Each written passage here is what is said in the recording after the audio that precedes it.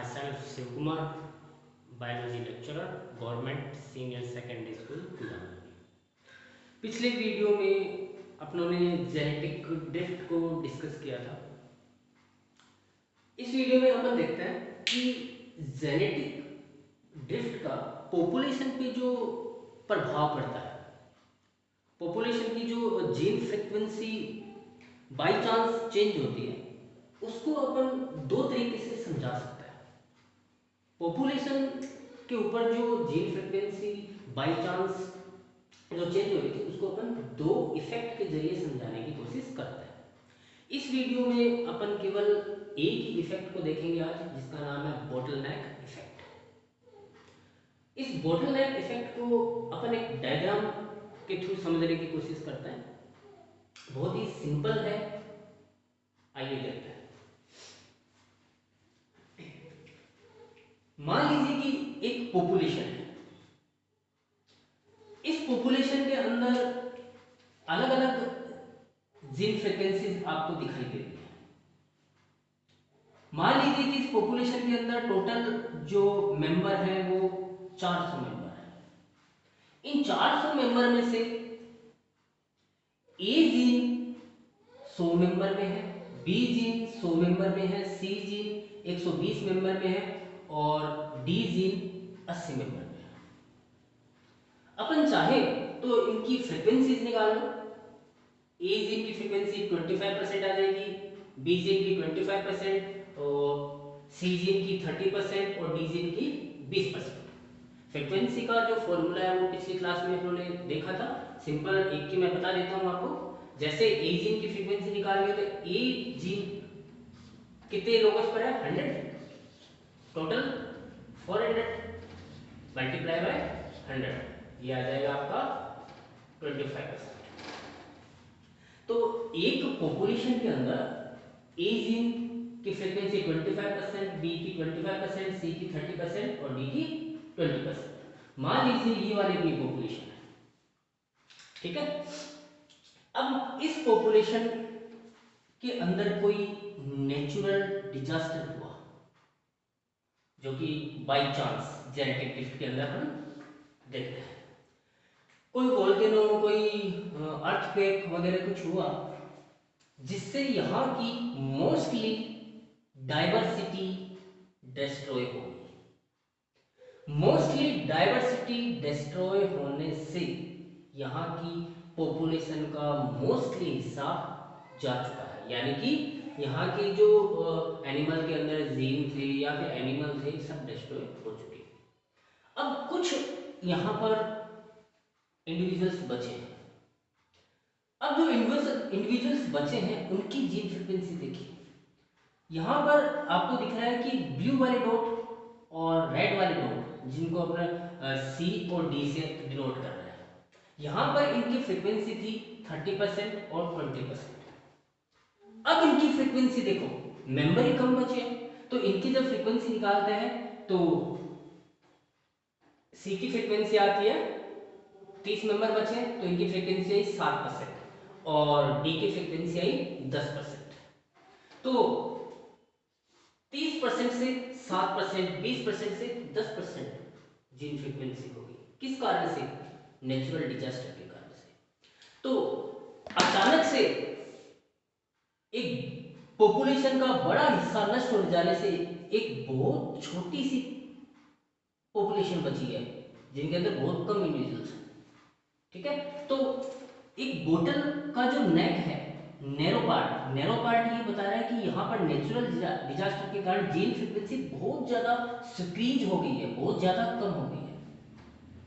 अब natural disaster के बाद ये आपस में ब्रीडिंग करेंगे। ब्रीडिंग करने के बाद में एक बार फिर से इनकी पॉपुलेशन की ग्रोथ होगी। पॉपुलेशन की ग्रोथ होने से सी जीन वाले जो इंडिविजुअल्स थे, उनकी संख्या 500 होगी और डी वालों की 300 होगी। अब इनकी जीन फ्रीक्वेंसी निकाले तो 500 अपॉन 800 इंटू, तो ये आ जाएगी आपकी 63% जीन फ्रीक्वेंसी। यहाँ पर सी जीन की जीन फ्रीक्वेंसी थी 30%, फिर यहाँ पर घट के 7%, फिर बढ़ के 63%। तो बोटलनेक इफेक्ट अपने को बताता है कि एक पॉपुलेशन जो एक जगह रह रही है, वहां पर कोई नेचुरल डिजास्टर के कारण अचानक से पॉपुलेशन एकदम से कम हो जाएगी, एकदम कम हो जाएगी, और उनकी जीन फ्रीक्वेंसी भी एकदम से डिक्रीज हो जाएगी, बहुत ज़्यादा कम हो जाएगी। यहाँ पर जो पॉपुलेशन है, इनके अंदर अलग अलग जीन फ्रीक्वेंसी वाले इंडिविजुअल हैं, इसलिए यहाँ पर डाइवर्सिटी बहुत ज़्यादा है। एलील फ्रीक्वेंसी डाइवर्सिटी, अलग अलग एलील फ्रीक्वेंसी वाले इंडिविजुअल्स हैं, इसलिए यहाँ पे एलील फ्रीक्वेंसी डाइवर्सिटी। फिर अर्थक्वेक हुआ या फिर कोई डिजास्टर हुआ जिसके कारण जीन फ्रीक्वेंसी अचानक से बहुत ज़्यादा कम हो गई, इंडिविजुअल्स ही कम है और जीन फ्रीक्वेंसी कम हो गई। अब ये आपस में ब्रीडिंग करके फिर अपनी पॉपुलेशन को ग्रोथ करता है, लेकिन यहाँ पर देखो, यहाँ पर डाइवर्सिटी ज़्यादा है, एलेलिक डाइवर्सिटी ज़्यादा है, यहाँ पर इंडिविजुअल्स ज़्यादा है, जीन फ्रीक्वेंसी भी ज़्यादा है, लेकिन यहाँ पर एलेलिक फ्रीक्वेंसी डाइवर्सिटी बहुत कम है, क्योंकि यहाँ पे दो ही टाइप के इंडिविजुअल्स हैं, दो ही टाइप के एलील वाले इंडिविजुअल्स हैं, जबकि यहाँ पर डिफरेंट डिफरेंट टाइप के A B C D allele वाले इंडिविजुअल्स थे। तो संख्या जरूर बढ़ेगी, लेकिन एलेलिक डाइवर्सिटी नहीं बढ़ेगी, वो पहले वाली जो पॉपुलेशन थी उससे कम ही होगी। ठीक है, अब अपन इसकी डेफिनेशन पे आते हैं। डेफिनेशन देखिए, बहुत सिंपल डेफिनेशन है, अब इजी हो गया। Reduction of allele, reduction of gene, reduction of allele in A population. Allele, allele का पॉपुलेशन में कम होना कारण any natural disaster. Reduction of allele in A population resulting from disaster. Disaster genetic drift में disaster को अपने नाम दिया था by chance. From disaster that drastically reduce population size, अचानक से पॉपुलेशन की साइज को कम कर देगा। लेकिन ये जो पॉपुलेशन बची है बोतल के नेक के अंदर, जो पॉपुलेशन बची है, ये वास्तव में अपने जो मूल फंडामेंटल या मूल जो पॉपुलेशन थी उसके जेनेटिक मेकअप को शो नहीं कर रहा, क्योंकि यहां पर तो बहुत ज्यादा डाइवर्सिटी थी और यहां पर लेस डाइवर्सिटी होगी, एलिलिक डाइवर्सिटी। तो it rarely represent actual genetic makeup, यानी कि जो बोतल के नेक के अंदर डिजास्टर के बाद में जो पॉपुलेशन बची है वो पॉपुलेशन के ओरिजिनल जेनेटिक मेकअप को शो नहीं करेगा।